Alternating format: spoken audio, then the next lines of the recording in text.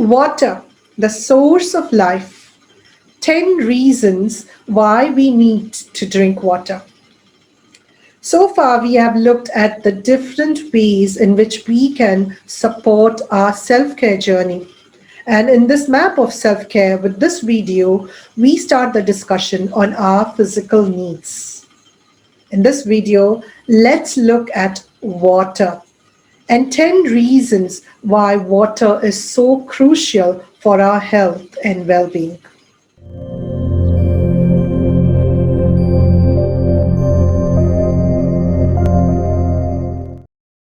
We all know water is the source of all life and that it is very important. But this story, it's a true story that happened in 1979, is truly mind blowing. There was an Iranian doctor, and I hope I'm getting the name right, Dr. Batman Gelich, who was made a political prisoner and sent to prison in 1979. And he was a medical doctor at that time. And one of the days, a particular prisoner came to him late in the night because of intense pain in his abdomen. He was not able to go and get any medical help from the prison. And with sheer frustration, he came to this prisoner who was a medical doctor. And Dr. Batman had no access to medicine. And with sheer frustration again, he said, "All I have is water. Here, take this glass of water." And he gave him 2 glasses of water. After a while, the pain subsided. And that got the doctor thinking, and he started experimenting with nothing but tap water. And in the course of his prison stay, he helped almost 3,000 prisoners of various kinds of aches and pains and illnesses with nothing but tap water. Eventually, his prison term was reduced, and when he was told he can go back home, much to everyone's amazement, he said, "I would like to stay back and continue my research on water." He treated almost 3,000 people and wrote research papers which were published in journals. And when he was released, he continued his work researching the water's many benefits. And he put together 2 books. And let me share the names of 2 books, because whatever I'm going to share, a lot of that information is coming from these 2 books. Your Body's Many Cries for Water was his first book. And the second one was Water for Health, for Healing, for Life. You're not sick, you're thirsty. So let's look at 10 different ways in which water is vital for our life. Firstly, every single cell needs water. We cannot function without water. And we have trillion cells or even more in our body, and we can do the maths. No wonder we say we are 70% water. For the nutrients to get into the cell and for the waste material to come out of the cell, again, it's all done through the action of water. Secondly, our brain needs water. We all know that brain needs much more glucose than the rest of the body. What we don't know that well is our brain needs water as well to move that glucose into all the cells of the brain. So our brain's need for water is much more than other parts of the body. And along with the brain, our nerves need water to send that nerve signal from one end to the other. The fourth reason, all our muscles depend on water for proper functioning. And we know in sports games, sometimes athletes who have sweated a lot suddenly experience cramps. And sometimes at night, even our calf muscles can cramp up and we experience pain. A simple remedy is to increase the quantity of water and then see if that makes a difference to the muscle cramps that we experience. Fifthly, our skin. And this is something that I have personally experienced. Sometimes the skin looks very dull, dry, tired, and Once I'm aware of that, if I just increase the quantity of water that day and the next, within a short period of time, the tiredness of the skin goes away. So give that a try. More than the creams, just having a little extra water can make a big difference to how the skin appears. The point six, when we feel tired, chances are we are dehydrated. Our cells need water to receive the nutrients. Our blood is made of 90% water. And the blood is the one that transports all the nutrients to the body, all the cells in the body, and oxygen as well. So, for the blood to flow easily again, it needs sufficient water. When we take food, what is more important is not the kind of food that we eat, but the kind of nutrients that are absorbed from the food. And again, it is through the medium of water that the food and the nutrients are being absorbed by the body. So, again, whenever we are tired, water is something that we need to look at. Point seven, all the systems in the body, the digestive system, the lymphatic system, the immune system, in fact, every system in the body needs sufficient water for it to function properly. If we are going through detox of any kind, whether it's intermittent fasting or a cleanse of any kind, we need much more water than we normally have. Why is that? Detox is the time when the body is not being loaded with its digestive function or the other functions. As a result, the body says, okay, my workload is reduced. Let me go back and spring clean the body and see which are the waste materials that I can release out of the body. And so these waste materials need additional water to be taken from the cells where it's been released and out of the body. So that process needs much more water. Point nine, when we are experiencing emotions, these emotions affect the cell membranes of our body. So periods of intense emotions need much more water so that these emotions can be synthesized and harmonized by the body.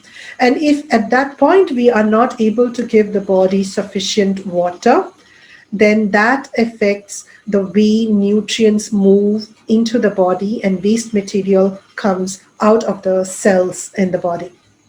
Lastly, if we are doing energy work of any kind, energy medicine, energy treatments, yoga, Reiki, I tell all my Body Talk clients as well, after a session, it's very important that we have additional water because that movement or flow of the energy that we have activated needs water for it to move through the body over the next 24 hours and sometimes over the next 48 hours. This is actually a very, very short summary of the ways in which water is important for our body. So, how much water do we take? There are conflicting opinions and suggestions on the net, and there is really no one standard for everyone. So, what I'm going to share is the principles that we need to keep in mind as we decide how much water we need to drink. Firstly, there is no substitute for water, absolutely none. We can have fruit juices, soft drinks, vegetable juices, or coffee, tea. None of those are a substitute for water. Water is water. In fact, if we are taking any caffeine based drinks, then we need to compensate for the loss of water that that caffeine will bring about by having additional water. Every time I take a glass of tea, I make sure that I have a glass of water just before that to compensate for the loss of water that tea is going to bring about in my body. We can have fruits and vegetables, and they could be water rich, but again, they cannot be a complete substitute for water. Our body needs water plain, simple water, and we need to provide that. Secondly, when do we have the water? First thing in the morning is the time that the body needs water the most. It has spent the whole night, most probably without water, and it has used that sleeping time to do a little bit of cleaning up of the cells. So it's got a lot of waste materials that need to move out of the body. So that water that we give the body first thing in the morning is very crucial. We can slowly build up our way in which how much water we can have in the morning. Start with a glass of water on empty stomach, then increase it to 2 glasses. Right now, depending on the day, I am between 2 and 3 glasses of water first thing in the morning. Again, the way we take the water is also important, and this is something that I have been struggling with for a long time. I used to just gulp it, one shot. And that's not a very good way of drinking water. And I'm slowly learning to take water in sips, or maybe take a gulp, leave it in the mouth for a while, swallow it, and then take the next one. So, again, that is a principle that we need to keep in mind how we drink the water when we are taking the water in. Another principle to keep in mind is that water just before a meal, during the meal, or after the meal is not such an ideal one to have. Why is that? Our stomach produces acid and enzymes that are needed to digest the food. In fact, the stomach is probably one of the only places in the body that can withstand acid. The stomach lining is geared up for that. And that stomach acid is very important because it kills a lot of microbes as well. And it does a lot of difficult breakdown of the food that we are having. So when we have water just before, during, or any liquid just before, during, or immediately after having a meal, then it dilutes the stomach acids, which are not able to function that well. But that's not a blanket rule. The way I like to look at it is depends on what I'm eating. And the analogy that you can use is that of a blender.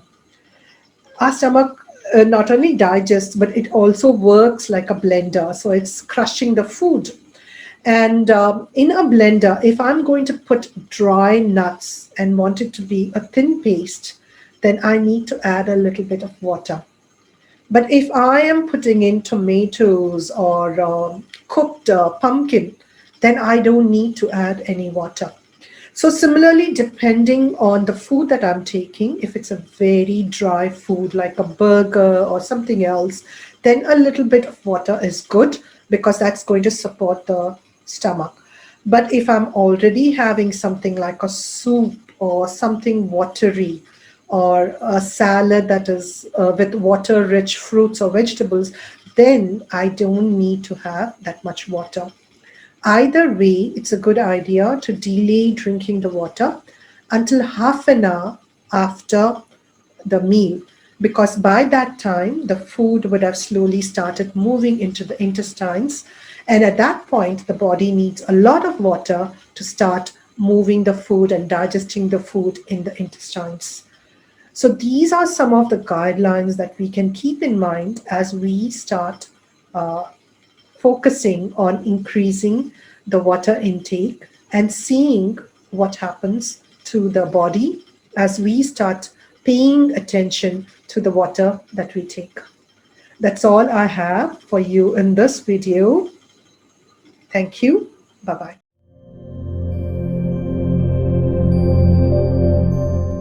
Do subscribe and hit the bell button for more weekly content on self care. And if you want even more actionable content on self care, do join me in the Facebook group for weekly lives, discussions, and more tips.